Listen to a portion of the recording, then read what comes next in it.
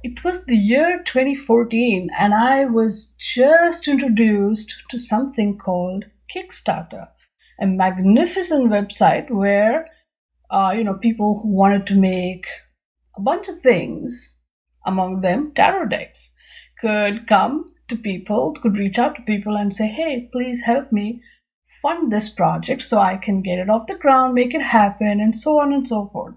I mean, I know the site had probably been around for a while, and I was probably a little bit late to the party, like I am maybe today too, but hey, this was the first deck I got on Kickstarter, and I am in love with it since the day I got it. You must have guessed, the Prisma Visions Tarot. This is the first edition of that deck, which I got via the Kickstarter. And this is the deck that I've been using, or I'm going to be using for my, card a day readings for this month of July 2019. This deck is just magnificent, and I'm going to be reviewing it today. Hey guys, how you doing? This is Madhvi from TaroticallySpeaking.com, your tarot blogger, deck and book reviewer, and maker of these awesome videos on YouTube. I'm also a tarot card reader and mentor, and an author of this awesome book on tarot, which is available on Amazon, both paperback and Kindle, all over the world. Now, all of these links and more are in the description, so do check that out. And at the end of this video, hit the like button, share it with your friends, and if you haven't already, subscribe to my channel for more such awesome tarot videos. The Prisma Vision Tarot, as you can see, it's beautiful, colorful, and it's got a very interesting kind of look to it, which is what drew me into buying it. And there's one more feature about this deck which I will share with you towards the end of this video, but ultimately this deck was just like, wow, a love at first sight for me. So let's begin. I got this deck in this beautiful, what do they call it, tuck box. It's really sturdy. I mean, from 2014 to 2019, it's still working. It's a good sturdy box. Now you open this box, and I love this design of the eye. I mean, come on, and this beautiful shiny colors right on the dark background. Now see, that is one of the things that really drew me in. And when you open this box, this lid doesn't separately come out. It is attached to the box, but here we go. We have a little poem here. Let me see if I can hold it up closer, or okay. The fool believes he's someone he's not, wading through waters for something unsought. The magician plays tricks in the dark of the night, refracting the light of all future sight. A set of cards to tease your mind, revealing a past, present, future combined. This is a beautiful poem that was composed by James R. Eads, who is the creator of this lovely deck, the Prisma Vision Tarot. He is the artist who has brilliantly worked with the drawings, and I believe he's got, right now, I mean, if you get onto Amazon, the links are in the description. This deck is in its 4th edition, right? So that's something. This deck is still going strong, and the illustrations, the artwork is brilliant, as you will soon find out. And you can see here it comes with a book. How many pages? 96, and maybe a blank page or two. So 96 pages. So this book is all about, the cards and their meanings, which I will talk about in a little bit. We do see at the end of the book a little bit about the artist, that's James R. Eads, and about the author, that is the Lady Catherine Toombs, who has written this stuff which is there in the books, the information. So let's put this aside for a second. I will talk about this book, because very quickly we'll go through what's in here. And we have a note from the creator, getting to know the deck, how to do a reading, major arcana, and then he's sort of done this very cute thing: the magic of wands, the ballad of chalices, the song of swords, and the rise of pentacles. It's pretty cute. And you have this whole write-up. And see, all these suits have a symbol, which you will see in the imagery of the deck as well. And that symbol is, repeated when you are looking at the, the meanings of the cards and stuff. Now, you also have 1, 2, 3 different spreads to work with, including your Celtic cross, which is great. And then you start with card meanings. There's a nice sort of write-up here. Generally, each card gets a page. And what I love for even the major arcana is that each major arcana, we have this little one symbol, powerful symbol that is there present within the card image, and sort of the central symbol is highlighted here in the meanings, right? Isn't that cute? And so there are no specific keywords given, nothing about the reverse meanings and so on. So I guess that's about it. But you can work with it and see the cups. They are, opposing each other like on every page like that. Ones are similar. One's cups. Let's see what happens with the swords. Yeah, they point in opposite directions. Isn't that interesting? The cups look at each other, swords point away from each other, and wands and pentacles are same. So basically this book is good. It's worth going into, right? Don't just say, oh, whatever, and discard it, put it aside. No, this book is really worth spending some time with. Read through it. It'll help you look at the symbols, because while this deck does follow the Rider-Waite sort of pattern, there are still some intricate thematic, art-based,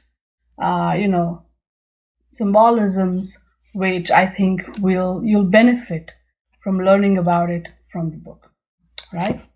Now let's get to the cards. As you can see, this box is pretty sturdy and holds all the cards. And yeah, see, the deck version that I got, all the cards had this silver sort of, what do they call it? Gilding, edging. It's beautiful. Look at that, how shiny. Okay. And oh yeah, I've put this card aside, but I will put it in the right place where it was initially. As you can see, right on the back of the card is a single eye. That is kind of the central image around which all this artwork sort of is drawn, to say the word. Now this, if you look very closely, you'll realize that this is an upright eye, and if you reverse it, you will definitely notice this card is reversed. I mean, otherwise this drawing doesn't invite any much of it's not reversible kind of a thing. But when you look at the eye, you know right away that this image is not reversible. Again, a little bit of a pet peeve of mine, but when you make the fan with this deck, it's not really that noticeable. So I guess I can live with it. Now, let's do this. Okay, so I usually put that card separately, because I don't use it while doing the readings most of the time. But I've put it in the right spot as I got it. So let's begin. This is the Fool card, and you see, this is the Pelican, I believe, on there. Let's look at the book. Yes, it is a pelican. Great. So you see, this is the pelican, and he's perched on this wooden sort of thing, and there's a life rescue thing here, and he's like ready to take off. See, the imagery is slightly different, and the artwork, like what I said, is you have a black background, and you have the images painted on it in a using colors that really shine and glow and are bright and lovely. So it's a very different sort of a take in terms of imagery, but I love it. I just love it. I love it because of the way that it is different, right? And then you have the magician, this big moon in the background, and then you have the silhouette of the magician, which kind of makes you think, is this an actual magician or is that his shadow? Right? And if you look closely, he's playing with someone in the palm of his hand. Let me hold this up. Do you see that?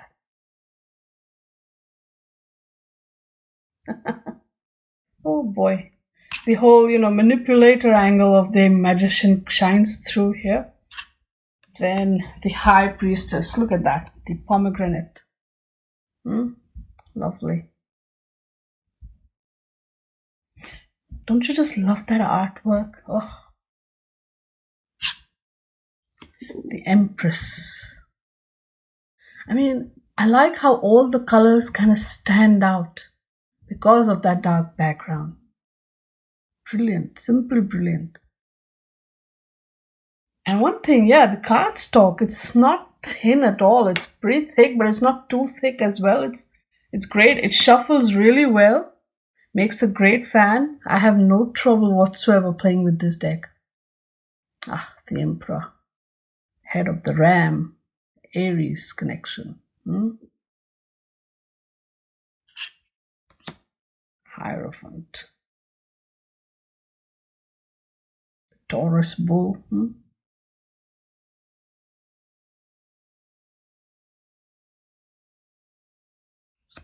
The Lovers.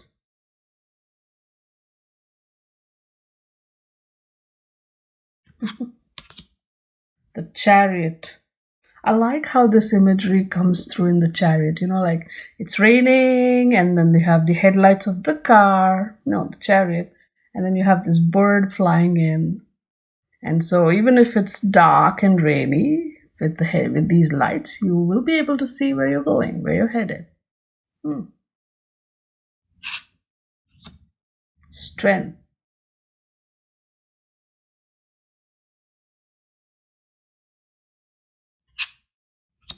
Hermit. This is perhaps one of the most beautiful hermit cards I have seen across the different tarot decks that I have. Just magnificent.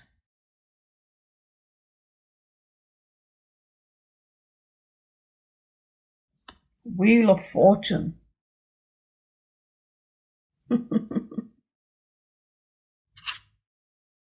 Justice. See how it sort of cuts through this snake spiraled around. But at the same time, that snake has already bitten the hand that holds this knife, and there's all this blood coming. So, trickling down. Or maybe it's the venom. Interesting, right? You can just keep talking about this symbolism for a while. Justice is never easy. The Hanged Man. Are these piranhas eating his flesh? Death. Oof, that white rose. The skeletal fingers. Brilliant. Just brilliant. Temperance. It's like a wave of water in these two cups. It takes a moment to get into the imagery, and I will tell you this imagery, if you're into guided visualizations, entering the card, that sort of a thing, this deck is really, really intense, like for that sort of meditation. The Devil. You see, it's not your standard imagery for the devil here, right? I mean, it is like the Red Forest. I don't know how many of you have seen the 12 Monkeys, and and trust me, that series was not on TV when this deck came out. So I will not say that it's inspired from there. But it does remind me when I looked at it again, afterwards or recently, and I'm like, oh, the red forest. But more than that, this image is again a very different take on the devil imagery. It talks about, I mean, the way I see it, it's like, this is a forest. Maybe it's fall, that's why the leaves are all red, and it's an unknown territory. It's like venturing into the unknown, venturing into a space where all your fears could probably show up, the shadow element. So it's very, very interesting. In fact, let me just pick up the book and see what the book has to say. Oh, here we go, the devil, and see the falling leaves. A serpent crouches on the forest floor. Seriously? Oh yeah, here we go, there is a serpent. It's been a while, so please forgive me. A serpent crouches on the forest floor, gleaming eyes beckoning you onwards. Against your better judgment, you follow through the dense thicket, so enamored with the snake you fail to notice that the path he leads you down is a dead end. Ooh, you're being taken in, and soon you will be lost irrevocably to the bleak and silent forest. There are many reasons to dwell in false realities. More often than not, it is out of sheer convenience. Life is not amazing, but it is comfortable. Maintaining the status quo is easier than confronting any deep-seated issues that are quietly eroding your sanity. The devil is in fact a counterpoint to temperance. Something is out of balance, but you lack the courage or acuity to address it. To break the serpent's gaze means acknowledging where you truly are, and that can be discomforting. Ask yourself if avoiding a harsh truth is worth living in a distorted dream world. Wow. Right? Like I said, it's totally worth it to read the book, because that will help you understand this symbolism. The tower. Again, super different from your other tower cards. Let me read this. This is interesting. There's a house that sits on a cliff of the bay. In 100 years, it hasn't aged a day. Very poetic. Undoubtedly built on solid ground, the relentless wind and sea have now slowly eroded the bluff beneath. Now, a single misplaced breath of wind could send the tree toppling into the water, and the grand old house along with it. Blissfully unaware, the occupants revel in one final illumined hurrah, mere moments before the ultimate tumble. The tower suggests a sudden and unwelcome change after mindless self-absorption. Eventually, equilibrium will restore itself like tectonic plates slamming into place. But be ready for it. Reap what blessings you can from this swift ruination. Amidst the rubble, there is a truth long rejected, and in a way it will set you free. You have a chance to start anew on firmer ground. I mean, this card, it doesn't necessarily give you the whole scary feels of your normal tower cards from other decks, with the lightning and the crumbling tower and all that. But this is like a few moments before that happens, what's going on. That's the image here. Interesting, isn't it? I just love this deck. Oh my god. The star. Beautiful. The moon, again, one of the very few moon cards that doesn't make me go crazy. This one is a lovely moon. I mean, it's got all the symbolism and everything, but just look at it, it's so beautiful. The sun. See how everything is melting. Gosh. Judgment. It's like, holding back or maybe opening the door. You don't know if the door needs to be closed or has it been opened. There's something coming from there. and the World card. Does this, does this evoke Stranger Things moments for you? Oh boy, the new season is coming up in a few days, isn't it? The World card, there we go. Here you see all these symbols. You have this lion, you have the duck or swan, I believe. You have the flowers, a bunch of things. And the eye, of course. Let's not forget the eye. And that snake. You really need to spend some time, understanding what's going on here. It's pretty intense. Now, this is the one extra card that I have in my deck. It's got a question mark on there, and it's called Strawberries. All right. Now, again, throughout this deck, you will see the imagery of strawberries showing up. And I like strawberries personally, so I was like, okay, strawberries. So yeah, the book says, life bursts forth, streaming out of strawberries. The seminal energy is present in many of the strongest, most active cards of the tarot deck. Jubilant and powerful, it flocks to any conduit that can manifest it. When you see its energy turn up in a read, know that some facet of your life is anointed right now.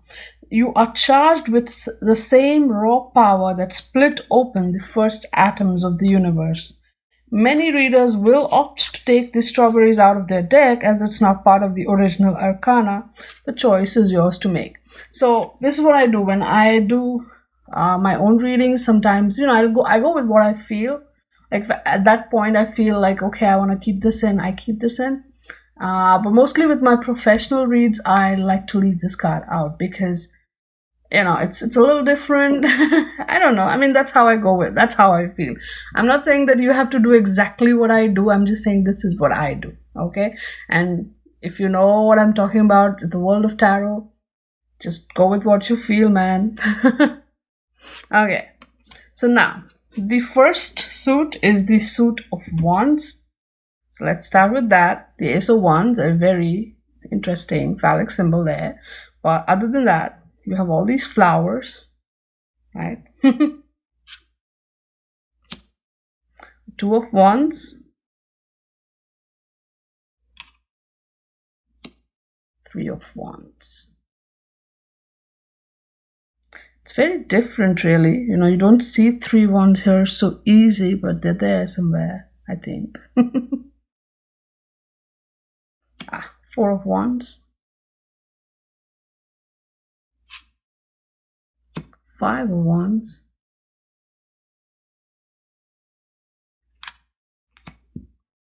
6 of Wands. This image is typically, the going somewhere in the boat. You see that for the 6 of Swords, but here you have it in the 6 of Wands, which is pretty interesting.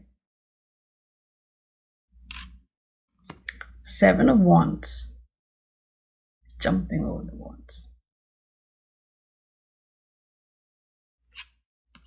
8 of Wands. I guess flowers here represent the flowering of the Wands energy, that sort of a thing. 9 of Wands.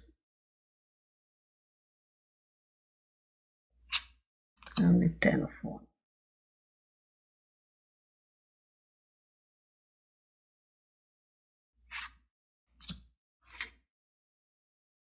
Page of Wands. See, this is how interesting it gets, right? This is like an energy field, and you have the page here. And so the page is basically grasped by that energy field. He's not in control of it. He is the page after all. So control is not his thing, but he goes with that flow of that fire energy, Wands energy, right? The Knight. Now the Knight is grasped by 2 of these, but he's trying to do something with it. Look at that, right? He's trying to be a little bit more proactive with that energy. The Queen, she is kind of riding that energy wave, and she's like, okay, this is interesting.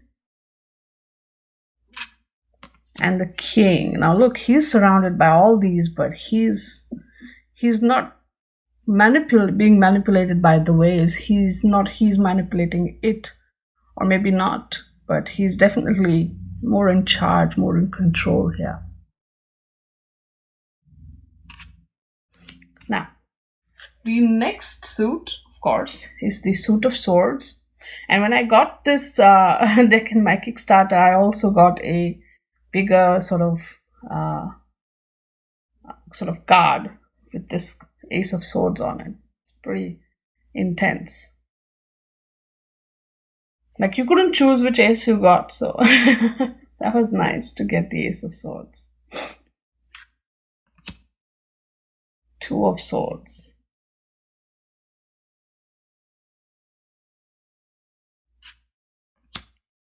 Three of Swords.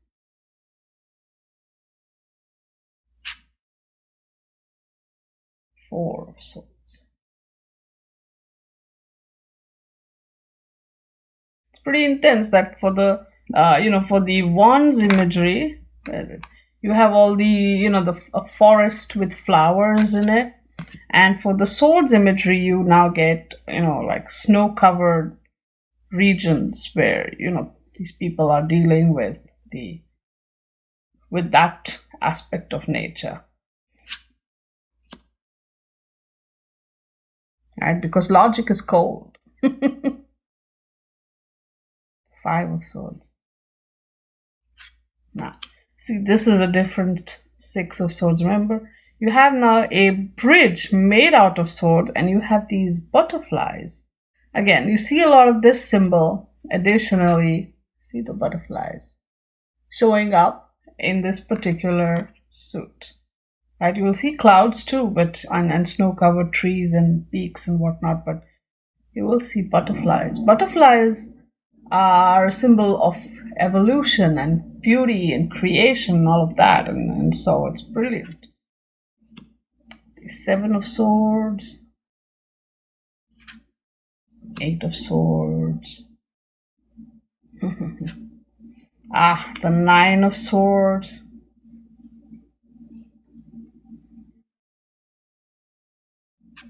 and the Ten of Swords.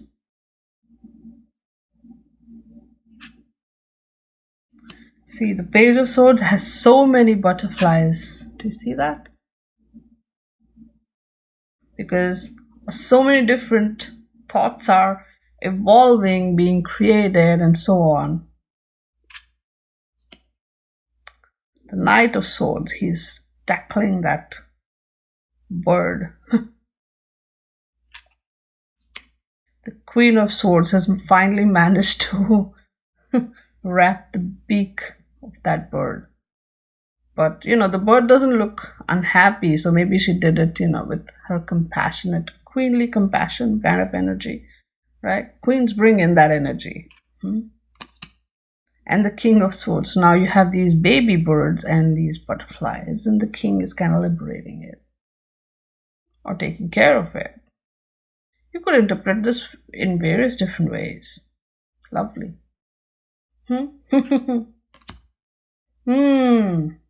So the next one, of course, is cups. In this deck, it's called chalices. The ace is basically this cute fountain thing. The Two of Cups. Three of Cups. Three of Chalices. The Four.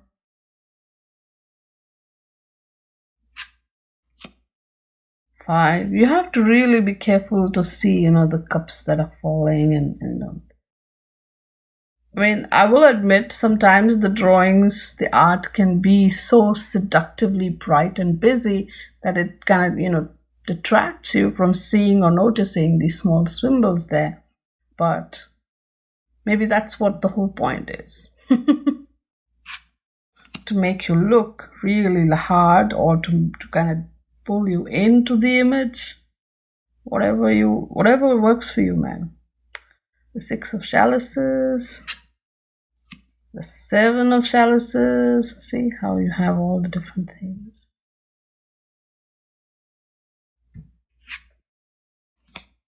The Eight.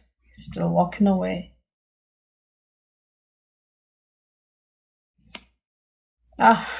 One of the calmer cards of this deck, the Nine of Chalices, and the Ten of Chalices. Now, see the page. The water is either coming from somewhere or going from this bowl that he's holding. What do we have here? We have leaves, autumn leaves. And then, of course, the knight. He's riding that wave of water, making things happen. Queen also sits there, like it was her throne.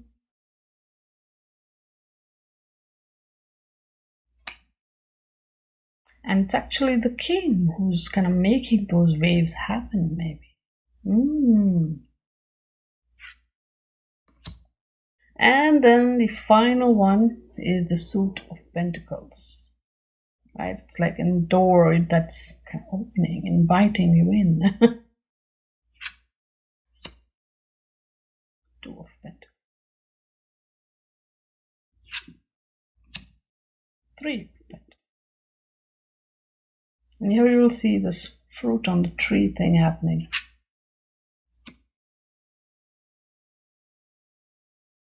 Right? Four of Pentacles. Five of Pentacles. Six of Pentacles. This is a very different seven. Interestingly, it kind of matches, of course, with the seven meaning of the Seven of Pentacles. But see how she's planting these pentacles in that field. Interesting, isn't it? Eight of Pentacles, all the hard work has paid off, and you have flowers here. Nine of Pentacles. 10 of Pentacles.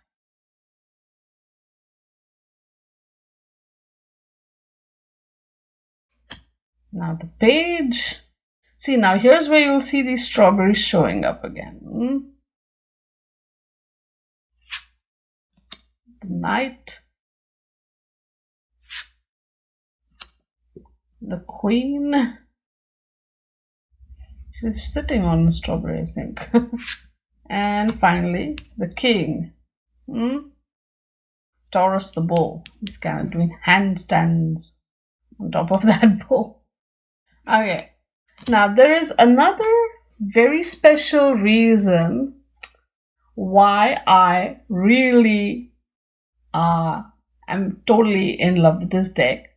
So what I'm going to do is I'm going to go do some things that I want to show you, and you'll see why I'm in love with this deck. Okay, this is going to be worth it. Trust me, stick around.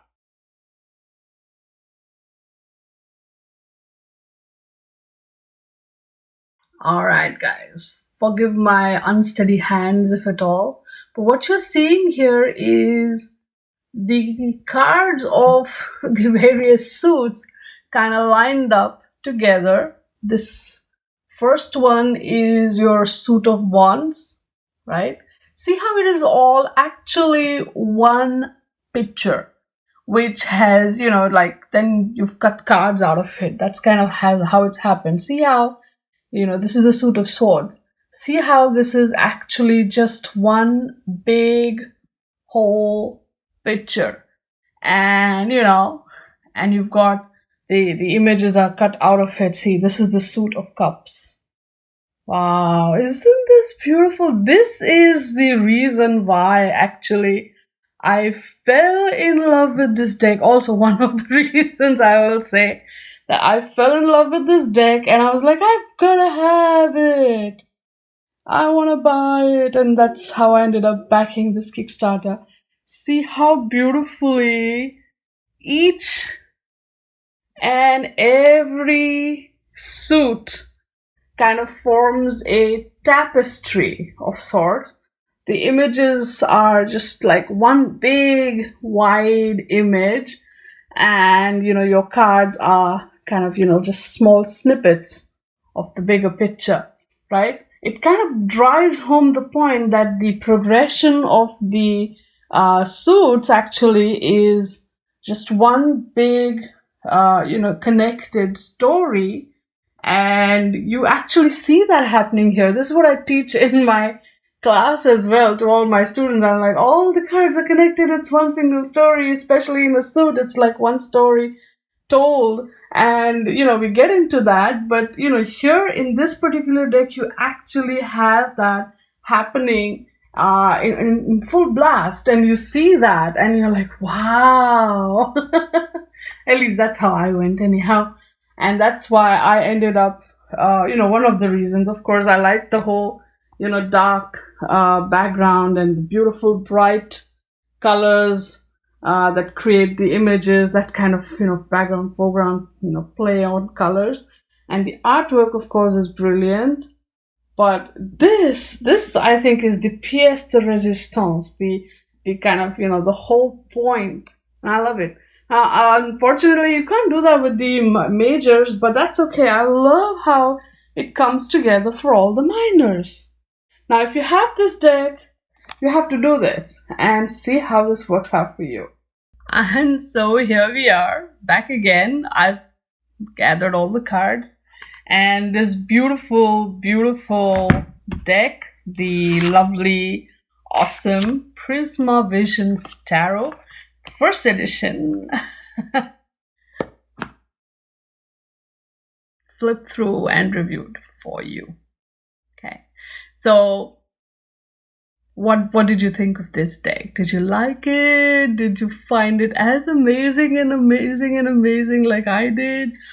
What are your thoughts? What are your ideas? What do you think this whole imagery is really speaking to you? I would really like to know your thoughts on this. Talk to me in the comment section. If you want to purchase this deck, I will put an Amazon link in the description of this particular video. It is an affiliate link, but if you use that to buy your deck, then I will get a little bit in commission. It will not change your pricing, trust me. And ultimately, all the money I make, it's not a lot. So buy a lot of decks, guys. I mean, that way I just use that money to buy more decks. That's basically it. So help me, guys. Anyway, the point is, I hope you really like this review. I hope you really like this deck, because this is totally worth buying and playing with and doing readings with. And especially if you're really into that sort of imagery, if this imagery really attracts you, then this is the deck you really want to get into for those, entering the card kind of, guided sort of visualization exercises that, that are there. I'll even put a link to, one article I've written about it on my blog. I'll put the link in the description. But if this deck's imagery is something that really calls out to you, try doing one of those meditations. It'll be freaky, but totally worth it. It'll be great. I enjoy myself when I do that. Okay, so I guess I will see you in my next video. Thank you so much for taking the time to watch my video. Please give this video a like, share it with your friends, and subscribe to my channel if you haven't already. You can also follow me on Twitter, Instagram, and Facebook, where I post my card a day readings every day. You can also order a reading for yourself, or you can learn how to read tarot from me, of course. All of these links are in the description, so check that out. I will see you again in my next video. Until then, stay good, be good, and play with your cards. Bye now.